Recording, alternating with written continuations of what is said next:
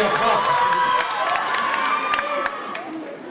avec Marc de la Charrière parce que c'est lui qui a lancé cette initiative. Et j'étais à Trappes aussi avec Jamel Debbouze parce qu'il vient de Trappes.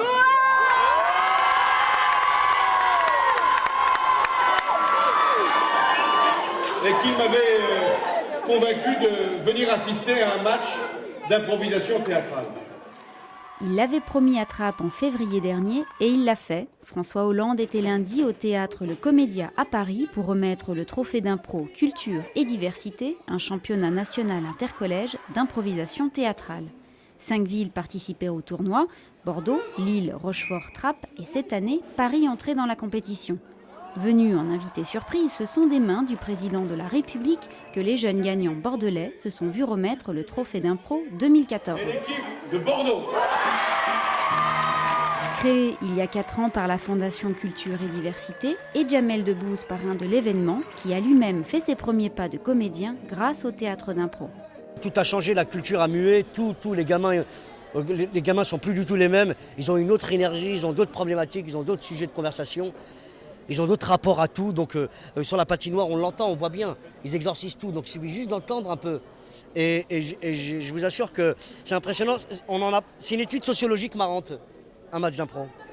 Ça vous a apporté quoi à vous? De ne plus avoir honte de moi, de ne plus avoir peur des autres, de ne plus être dans le jugement constamment de ce que j'étais ou de ce qu'on pouvait penser. Ça m'a apporté une prise de confiance, certain. Peut-être excessive parfois, mais c'est vrai que ça m'a donné du courage, ça m'a donné de la force. D'être applaudi par des gens, je vous jure que ça vous remonte le moral et peu importe ce qui se passe chez vous. Ça guérit, c'est salvateur, c'est sûr. Salvateur, c'est aussi ce que pense la nouvelle génération, pour qui le théâtre d'improvisation est un moyen de sortir de l'échec scolaire. Je sais que si l'impro n'existerait pas dans mon collège, j'aurais sans doute décroché l'école. Franchement, ça fait plaisir, surtout de savoir que dans quelques années, ce sera tous les jeunes de Trappes qui feront ça.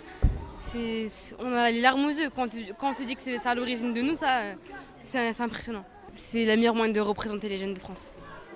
Avec la collaboration de la mythique compagnie d'improvisation théâtrale Déclic Théâtre, reconnue à Trappes pour ses actions en faveur de l'éducation artistique et culturelle auprès des collégiens, le trophée d'impro Culture et Diversité a pour objectif d'étendre au niveau national cette pratique artistique. Ce qui est très important justement, c'est ça, c'est que ça devienne une pratique culturelle et artistique et pas seulement un truc qu'on fait pour rigoler. Ça fait très longtemps qu'il existe des ligues d'impro, ça fait très longtemps qu'on travaille en improvisation théâtrale avec les enfants, avec les ados et avec les adultes, en professionnel, en amateur, et c'est bien qu'enfin le monde de la culture commence à se dire que c'est vraiment de l'art, c'est vraiment de la culture, c'est vraiment des productions artistiques intéressantes, parce qu'elles sont éphémères et que c'est ça qui est chouette. Et du coup, la présence du président de la République aujourd'hui, c'était aussi une reconnaissance institutionnelle du match d'impro dans le cadre de l'éducation artistique et culturelle. On est en train de travailler avec le ministère de la Culture, le ministère de l'Éducation nationale pour cette reconnaissance. Donc c'est quand même un grand pas pour le match d'impro cette année.